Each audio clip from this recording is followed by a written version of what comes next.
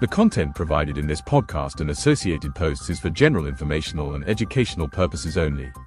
It does not constitute legal, cybersecurity, or professional advice of any kind.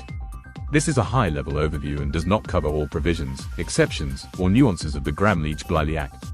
The information presented should not be relied upon as a substitute for consulting with qualified legal counsel or compliance professionals regarding your specific situation. Listening to this podcast does not create a professional client relationship. Laws and interpretations evolve. Always consult primary sources and current guidance from relevant regulatory bodies for compliance matters. Welcome to Ctrl+Alt+Comply, where regulation meets reality and risk becomes actionable. Today, we are diving deep into GLBA with 3 key rules and what they mean for modern data privacy and security.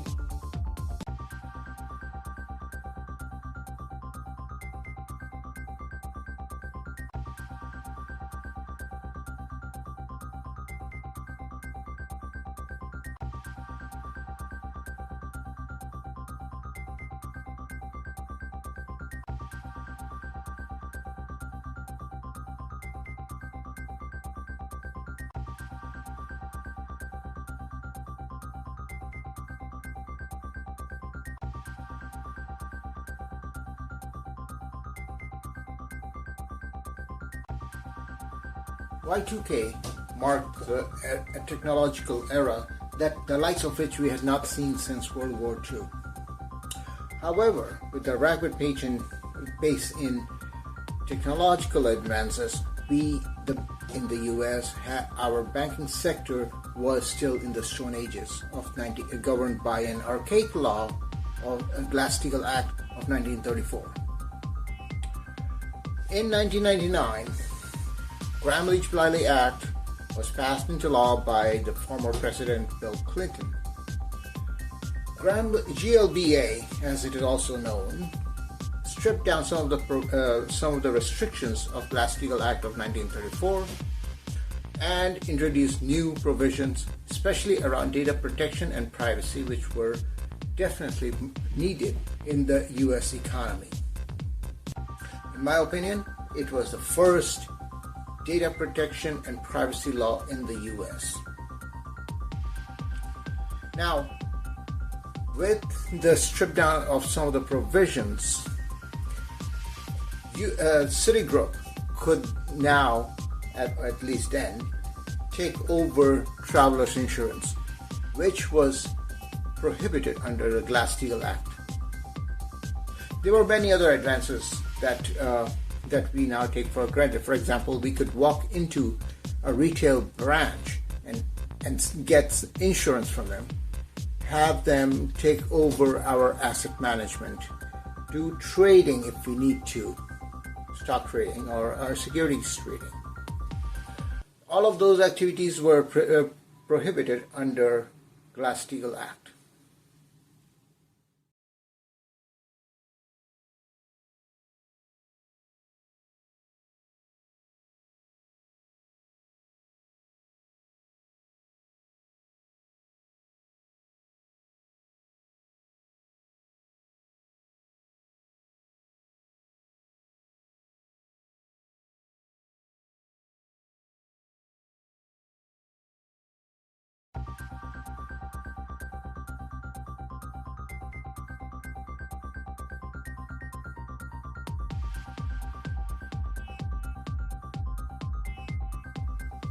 To understand GLBA's impact on data, we'll have to understand 3 core rules of financial data protection. Think of those as the 3 pillars of financial data protection.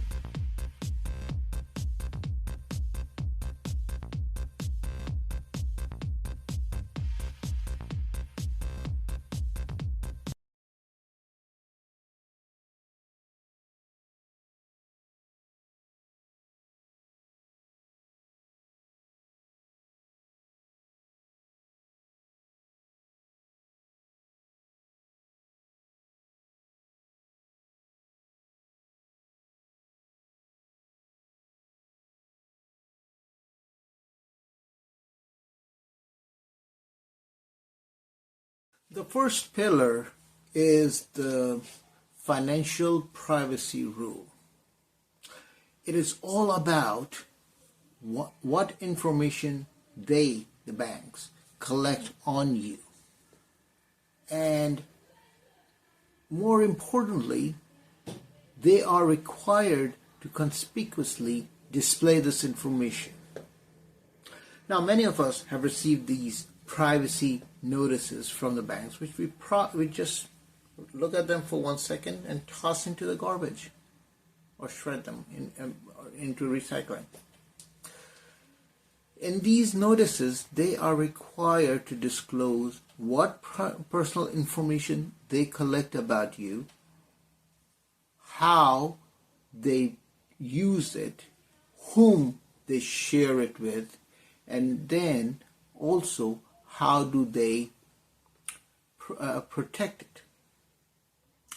The next thing that you as a consumer have a right to is opt out of collection and sharing. You could say, do not share my personal information with any non-affiliated third parties. It's not a complete veto on sharing, but a crucial consumer right. Now, let's be real. Privacy rule is about disclosure. It does not prevent bad things from happening. And this is where the second pillar of data protection and privacy comes into play.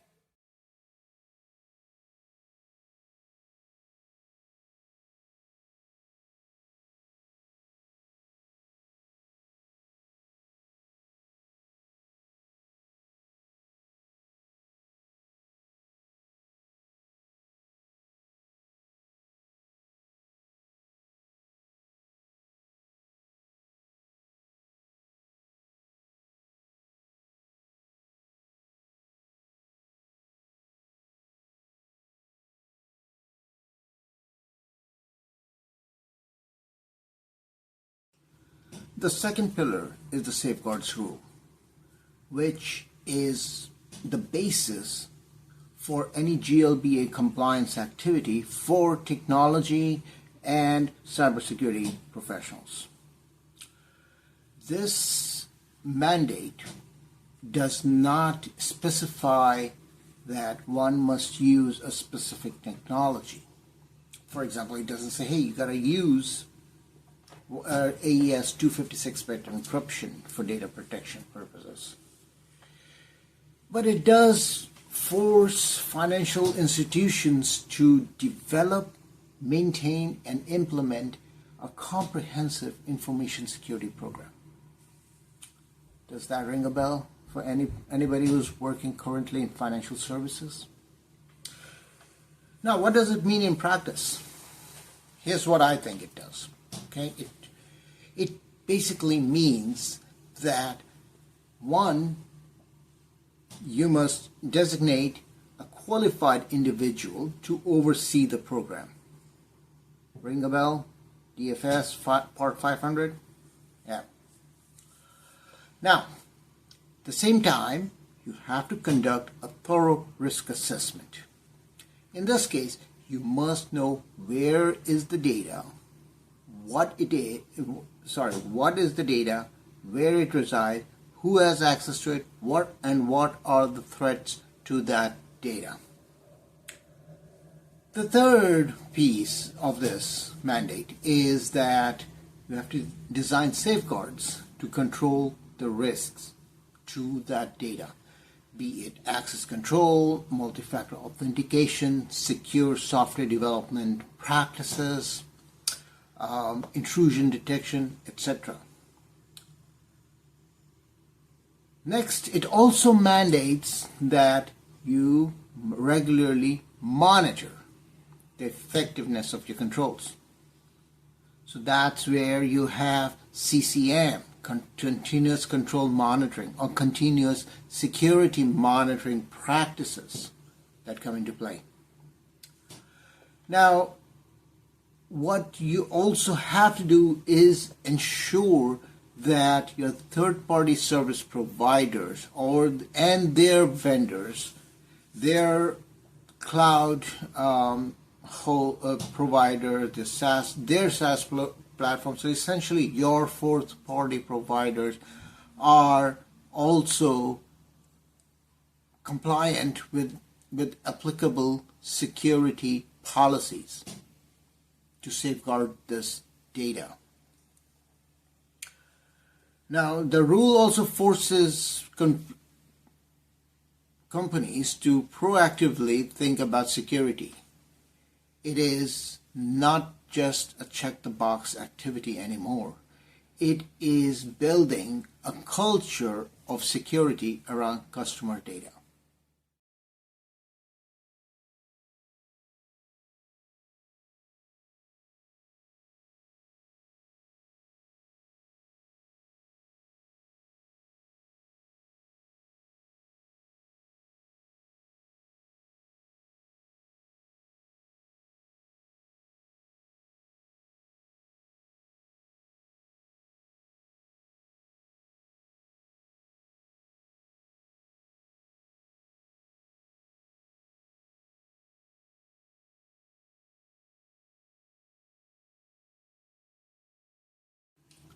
The third pillar is probably most overlooked, yet it is the most fascinating piece of this regulation.